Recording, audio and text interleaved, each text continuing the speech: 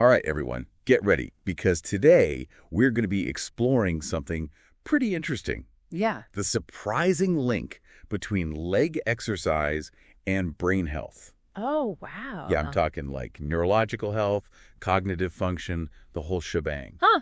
That's interesting. I wouldn't have thought those two were connected. Well, get ready to rethink your workout routine, because we've got some awesome sources to guide us today. Okay, cool. 2 articles that really dig deep into the science behind this, and then to bring it all home, we've got a fitness guide packed with exercises that target all those important leg muscles. Okay, so we're going to learn why it matters and then how to put it into practice. Yeah, exactly.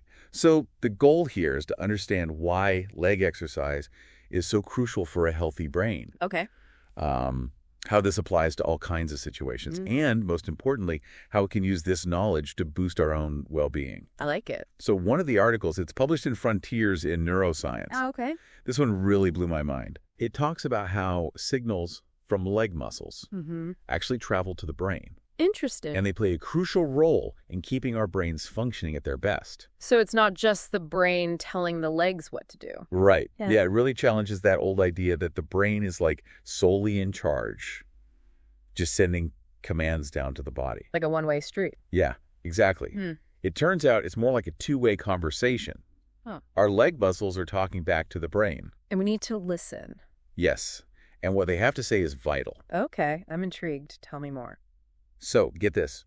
The study focused on a very specific area of the brain Okay. called the subventricular zone. The what? Subventricular zone. Okay. It's kind of like the brain's nursery. A nursery. Yeah, you know, where new brain cells are born. Oh, interesting. They're called neurons, right? Right, neurons. Yeah. And guess what? When leg movement is restricted, What happens? this area, the nursery, takes a major hit. Oh, no. Yeah, so they used mice for this study. Hey, right. And they found that the mice with limited leg movement had a whopping 70% fewer neural stem cells. 70%. Whoa, that's a lot. Yeah, it's huge. So less movement, way less of those stem cells, the ones that make new neurons. Exactly. Huh. And what about people? That's the thing. Yeah. It's not just about mice. Okay. They actually connect this finding to what happens in humans, too. Oh, how so? Well, think about astronauts Okay. who spend a long time up in space, Right. or people who are bedridden for long periods. Yeah, they can't move around much. They often experience neurological decline. Oh, wow. I see the connection. Yeah, and now we're starting to understand why. It's because they're not moving their legs. Exactly. It's not just the lack of gravity up in space or anything. It's the lack of those signals. From the legs to the brain. Wow, that's amazing. Those signals help maintain the health of existing neurons and even stimulate the growth of new ones. So moving our legs is like brain food. Yeah, I like that's brain food. Okay, so we know the signals are important. But what's actually happening at, like, the cellular level when we're not moving our legs enough? Yeah, so the article gets into like the nitty-gritty of what's happening in our body chemistry. Okay, break it down for me. Basically, when your leg muscles aren't active, it creates kind of it's not the best environment for your cells. How so? Well, the blood flow decreases, right? So that means less oxygen. Okay, so less oxygen. And this can cause your cells to switch to a less efficient way of producing energy. Oh, like they're being suffocated. Yeah, kinda. It's called an anaerobic environment. Anaerobic, all right. The article also mentions a specific gene called CDK5-RAP1. CDK what? CDK5-RAP1. It's a mouthful. It is, huh? But basically, this gene plays a role in keeping our mitochondria healthy. Okay, mitochondria, those are the... We powerhouses. Yes, the powerhouses inside our cells that give us energy, right? Yeah, exactly. So no leg movement, unhappy mitochondria. Pretty much, yeah. It can affect those little energy factories. And that messes with our energy and our brains. Right, it can affect your overall energy levels and even your cognitive function. Wow, that's a big deal. Yeah, and that was my aha moment reading this. What was? It's not just about building strong legs. It's about, giving our brains what they need to function properly. I see. It's like we've been thinking about it all wrong. Yeah, it's a whole new perspective on exercise. Okay, so we've talked about the impact on healthy people. Right. But what about those who are already dealing with neurological diseases? Yeah, good point. I know the article mentioned a few. It did. It talked about things like spinal muscular atrophy, Okay. multiple sclerosis, Right. and motor neuron disease. And it suggests that limited movement could potentially worsen these conditions. Oh. because it further reduces that vital signal flow to the brain. So it's like adding another layer of difficulty on top of what they're already dealing with. Right. And it's important to clarify, though, these diseases, they're caused by different things like lesions in the spinal cord or genetic mutations. Right. We're not saying that lack of movement causes these diseases. No, of course not. But it seems like it might play a role in how they progress. Okay. Yeah, that makes sense. It's an important distinction. It is. So this research really emphasizes how important movement is. Yeah. Not just for physical health, but for brain health, too. It's all connected. It is. And that brings us to two really interesting concepts. Which are? Neurogenesis and neuroplasticity. Neurogenesis and neuroplasticity. Big words. I know, right? Break them down for me. Neurogenesis is the creation of new neurons. Okay. And neuroplasticity is the brain's ability to rewire and adapt. So making new brain cells and rewiring the connections, that's important for everyone. Yeah, especially as we age. Right, to stay sharp. And here's the really cool part. Leg exercise seems to promote both of these processes. Whoa, for real. Yeah, isn't that amazing? That's huge. So it's not just about preserving what we already have. Right. It's about generating new brain cells and actually like making more connections within the brain. Exactly. It's like a workout for your brain. That's a good way to put it. Okay, so we've laid the groundwork. We've got the foundation. Now we understand why leg exercise is so vital for a healthy brain. Mm-hmm. Let's move on to the exciting part. Let's do it. What can we actually do about it? Yeah. How can we put this into action? Let's dive into that fitness guide. Okay. Explore some exercises that can help us build those leg muscles. Yes. And give our brains the boost they need. I'm ready. Let's go. Sounds like a plan. All right. You know what? Let's take a quick break. Okay. And then we'll come back and unpack those exercises. Sounds good. All right, we'll be right back. See you in a minute. Okay, so we know that leg exercise is basically brain food. Right, brain food, yeah. But let's get practical. Okay. Our fitness guide, it's called The Top 10 Best Compound Exercises for Stronger Legs. Okay. So this is going to be our roadmap. Roadmap. I like it. What are some standout exercises that'll really make a difference? All right, well, this guide is all about compound exercises. Okay. Which means they engage multiple muscle groups at the same time. You're so efficient. Yeah, super efficient way to build overall leg strength. Okay, follow me. Like a classic example is the barbell squat. Squats, yeah. They're a staple for a reason. Definitely. But the guide goes deeper than that, you know? Yeah. It explains how even small adjustments, like where you place your feet, can shift the focus to different muscles. Right. So it's not just about doing the exercise, it's about doing it right. Exactly. Yeah. So for instance, like a wider stance with your toes pointing out a bit, that targets the glutes more. You got it. Interesting. So you're telling me I can fine-tune my squats to get a better booty? Haha, you could say that. And a better brain. It's a win-win. Absolutely. It's all connected. Okay, what else? What other exercises should we know about? Well, another really good one is the Romanian deadlift. Romanian deadlift. Okay. This one focuses on the hamstrings. Hamstrings, okay. Yeah, it uses a hip hinging movement. Hip hinging. So you're working lots of muscles in the back of your legs. Okay, those can be kind of tricky though, right? Yeah, they can be, but the guide gives some good tips. Oh, like what? Like, it says it's super important to keep your back straight. Keep your back straight, okay. Yeah, and to really focus on that hip hinge. Not just bending your knees. Right, exactly. It's about proper form. Got it. Quality over quantity. Okay, what else is on this brain-boosting leg day menu? Let's see. Well, how about Bulgarian split squats? Bulgarian split squats? That sounds intense. They sound intimidating. Yeah. But they're really good for building strength and stability, especially in the glutes. Those are the ones where you elevate your back foot? Yeah, you got it. Okay. And the cool thing is, this exercise trains the muscles at a longer length. Longer length. Which can actually lead to more muscle growth. Oh, so I'm getting stronger, I'm potentially getting a nicer booty, and I'm boosting my brain power. Aha, you got it. It's like a triple win. I like the way you think. Okay, anything else? Oh yeah, one more I wanted to highlight. Hip thrusts. Hip thrusts, okay. The guide suggests adding these into a routine that already has squats in it. So like if you're already squatting. Yeah, throw in some hip thrusts for maximum glute activation. I've seen people doing those at the gym. Yeah. They look intense. They can be. You're like lying on your back with a barbell over your hips. Yeah, it's a good one though. Very effective.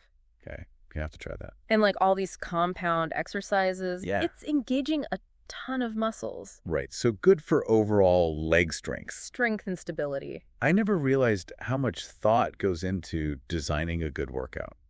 Oh, yeah. It's a science. It's not just randomly picking up weights. No, it's about understanding how different movements target different muscles. And how they all work together for like overall health and well-being. It's fascinating. It is. And this is really just a glimpse into the world of compound exercises. Right. We're just scratching the surface. Yeah, the guide goes into way more detail. Okay, I'm definitely checking out the full article later. You should. But before we get totally lost in the world of squats and deadlifts, Yeah.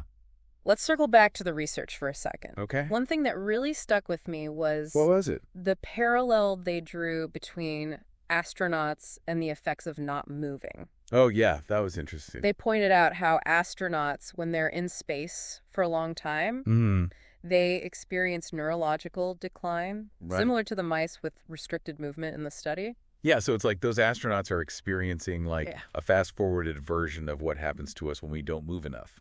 Exactly. And, for years, scientists thought it was mainly because of the lack of gravity. The microgravity. Right. Microgravity, that was a main culprit for all the health challenges astronauts face. But this research suggests there's more to it. Like what? Well, it's not just the lack of gravity itself, but the fact that they're not doing load-bearing activities. Okay, so it's the lack of gravity and the lack of using those muscles. That seems to be a key factor. In the neurological decline. Yeah, it really highlights how important gravity and load-bearing exercise is. For a healthy nervous system. Exactly, and it makes you think, what other factors are out there? Right, what are we missing? That we haven't even considered yet. That's the exciting part about science. There's always more to learn. Always more to discover. Yeah. This whole conversation has really made me rethink my own habits. Me too. I know I sit too much. Yeah. Especially when I'm working. I feel that. I'm already thinking about how I can add more leg exercise into my day. Like what? Even just small things, like taking the stairs more often. Yeah. Or, I don't know, doing some squats while I'm waiting for my coffee to brew. I love it. Little things make a big difference over time. Exactly. And it's not just about avoiding neurological problems down the road. No, it's about taking care of our brains now. Right. It's about actively promoting brain health and cognitive function. You got it. I'm also wondering about people who have mobility limitations. Yeah, good point. From an injury or maybe a medical condition. If not, moving has such a big impact. Right. What can they do? That's a really important question. It is. And that's where things need to be individualized. Okay. You have to get creative. So, even if someone can't do the typical leg exercises, right, there's still options. Yeah, for sure. Like what? Well, even things like passive range of motion exercise. Passive range of motion, what's that? So that's where, a therapist helps you move your limbs. Okay. That might actually be helpful. Really? It could stimulate those signals from the muscles to the brain. I see. So even if you can't move on your own, someone can help you move those muscles. Exactly. Interesting. So every little bit counts. I think so. Yeah, even small movements can make a difference. That's really encouraging to hear. Yeah, this research isn't meant to be discouraging. Yeah. It's about getting us to move any way we can. I love that perspective. It's about finding what works for you. What works for your body. Not your situation. It also makes me think about accessibility in fitness. Yes, that's so important. Like, how can we make these exercises accessible to everyone, no matter their physical abilities? Exactly. That's a great point. What are some ways to do that? Well, there are things like adaptive fitness programs. Okay. Modifying the equipment, getting creative with workout routines. So that everyone has a chance to get these cognitive benefits. Yes, exactly. And our fitness guide, it actually does a good job of offering modifications. Oh, that's great. For different needs and experience levels. That's awesome. Yeah, it's not a one-size-fits-all approach. I like that. So, for example, if someone's new to squatting, they might start with a dumbbell goblet squat.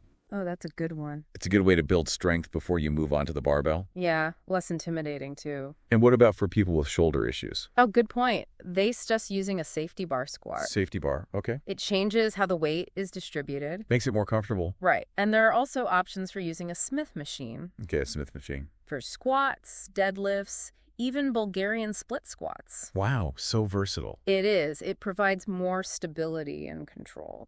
I'm really glad they included all these variations. Me too. It makes it more accessible to so many people. Yeah, and especially appreciate that they have modifications for people with limited ankle mobility, too. Oh, yeah, that's important. Like, you can elevate your heels with weight plates or wear special shoes. There are so many options. It's all about finding ways to help people move. Safely and effectively. Yes. It's not a one-size-fits-all thing. And it shows how important knowledge is in fitness. Yeah, knowing your body. Listening to your body. Finding movements that feel good. And support your overall well-being. Speaking of overall well-being, yeah, I think it's worth mentioning how restricted movement affects our body chemistry, too. Right. We touched on that earlier. It's not just about losing muscle. It's about hormones, too. Hormones, yeah. And all kinds of disruptions in our systems. It's like a domino effect. It really is. When we don't move enough, it throws our whole body off balance. Yeah. And that can lead to all sorts of health issues. And the article specifically mentioned cardiovascular health. Oh, right. Because exercise is good for your heart. Yes. But it seems like leg exercises might be especially important. It's like those strong leg muscles are helping to pump the blood. Yeah, and keep everything flowing. Movement is medicine. That's a great way to put it. And I was also fascinated by what they said about the psychological benefits. Oh, yeah? What did they say? Well, they talked about how leg exercise releases endorphins. Those feel-good chemicals. Exactly. Yeah. And other mood-boosting neurotransmitters. So not just good for the body, good for the mind, too. It's the mind-body connection. It really is. When you take care of one, the other benefits. And it makes you wonder, right? Is there a link between the neurological benefits of leg exercise and its effects on our mood? That's interesting. Like, could those signals from the legs be influencing parts of the brain that control mood? That would be fascinating. It would. It's a possibility. Definitely. And it just shows how much we still have to learn. So much to explore. About how movement, the brain, and our emotions are all linked together. It's a really exciting time for this kind of research. It is. Okay, so we've covered a lot in this segment. We have. Before we move on to our final thoughts, okay, let's just take a minute to recap what we've learned. Sounds good. All right, so we've been on this incredible journey today. Yeah. Exploring this fascinating connection between leg exercise and brain health. So much to unpack.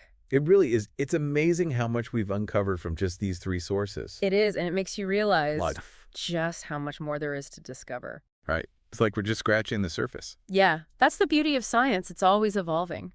Absolutely. So before we wrap up this deep dive, okay, let's take a minute to recap what we've learned. Sounds good. So we started by talking about that groundbreaking research. Yeah, the one about the signals from our leg muscles. Right. Traveling all the way up to the brain. And how crucial that is for a healthy nervous system.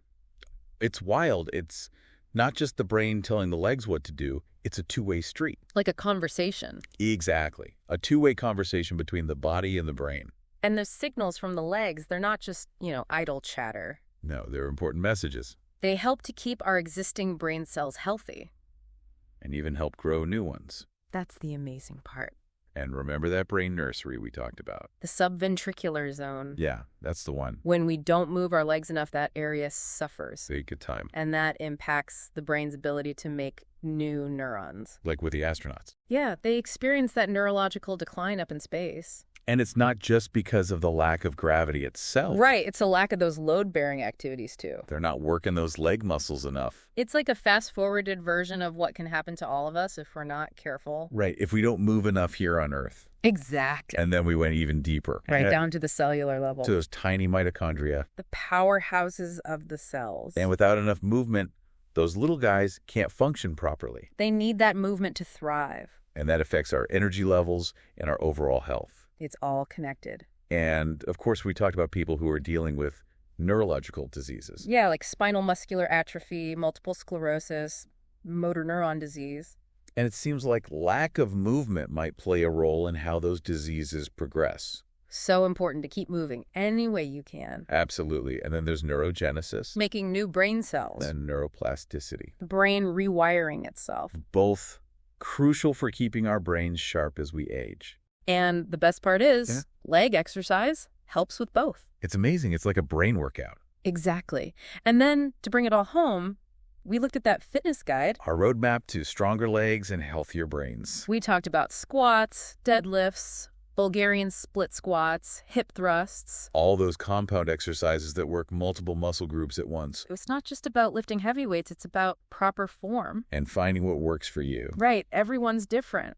And we talked about accessibility, too. Making sure everyone can benefit from these exercises. No matter their physical ability. There's so many ways to adapt these exercises and make them work for everyone. And it was really cool to see how the guide provided modifications for people with different needs. It was. It's all about empowering people to move. In any way they can. And we even talked about how just passive range of motion can be helpful. For people with more limited mobility. Right. Every little bit counts. And it's not just about the brain either. No, it's about the whole body. Leg exercise helps with our hormones, our heart health, our mood. It's a whole body experience. I'm feeling really inspired to move more. What about you?